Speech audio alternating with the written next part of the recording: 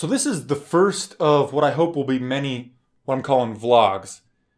It's like a diary on video. I'm sure you know what vlog means, but I'm just going to kind of tell you some of my thoughts about mixed martial arts, about life in general, maybe about politics. I've been thinking about this quite a bit.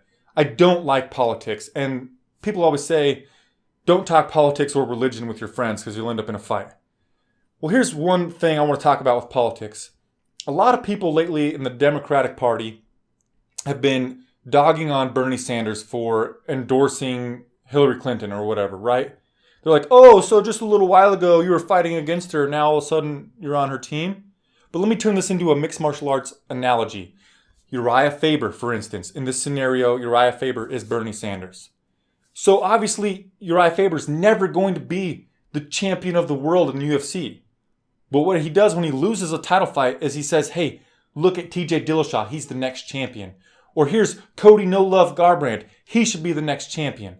Instead of saying something like, hey, random guy that's not on my team should be the champion.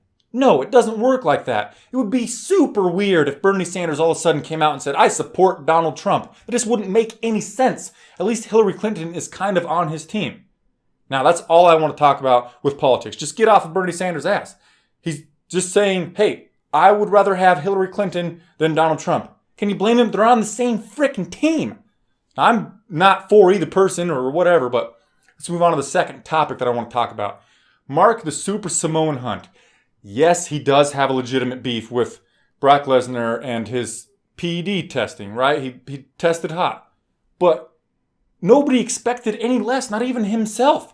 He said before the fight that he knows that Brock Lesnar's on roids and he doesn't care. He's still going to knock him out. And speaking of that, if he would have knocked him out, we wouldn't be hearing about how much Mark Hunt is pissed off at the UFC for not giving him more money for fighting the PED'd Brock Lesnar.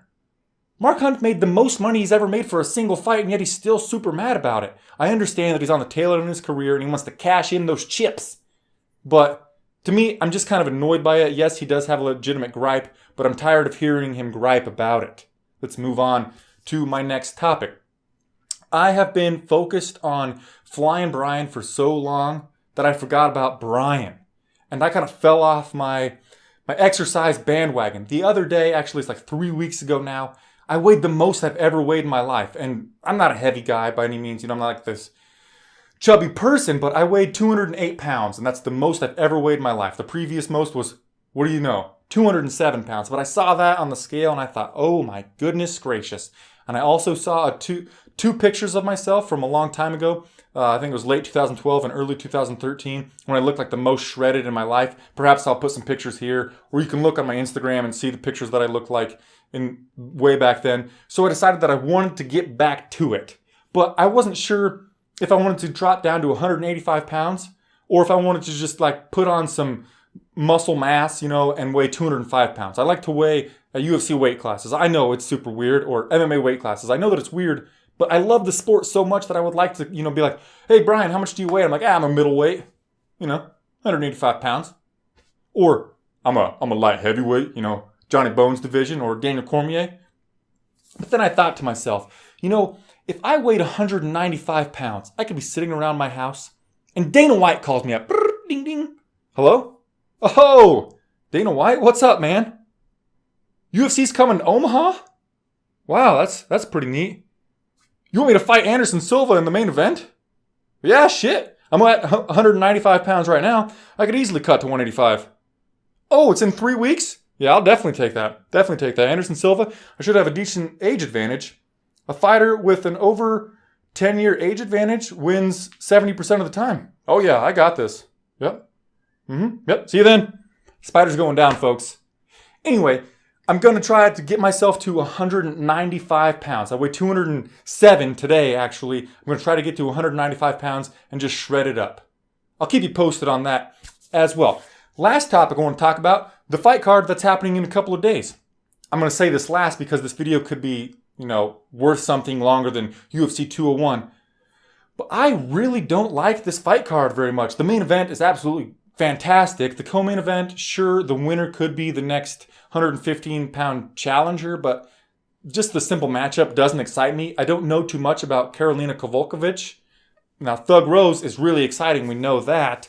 But it just doesn't feel like a great co-main event. And then I just found out just now that Justin Tank Scoggins got pulled from this event because he can't make 125 pounds. What was it? Just earlier today or the day before, he was talking about he wants to fight at 135 pounds after he fights Demetrius Johnson.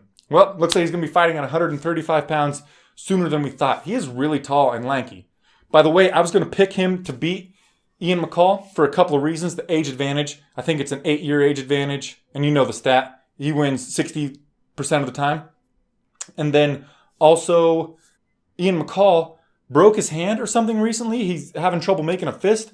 A fighter in a fight that can't make a fist doesn't bode well too much. And then also, Ian McCall's been out for over a year. You know the stat about that. Fighter's been away from the octagon for more than 12 months. Wins 35% of the time.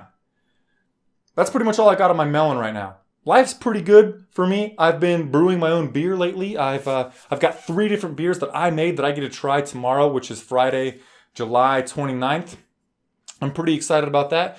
Stay tuned to this YouTube channel. I might talk about it once in a while. I'm trying to open up a little bit and tell you about who Flying Brian is, besides just the guy that kind of talks monotone about some fights, once a week or whatever. Anyway, if you made it to this point in the video, you're crazy.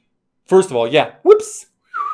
Why are you watching somebody else's vlog? Vlogs are weird, right? It's like a video diary. I'm talking to myself, but you're listening. Anyway, I appreciate you. I'll see you on my next video. Namaste.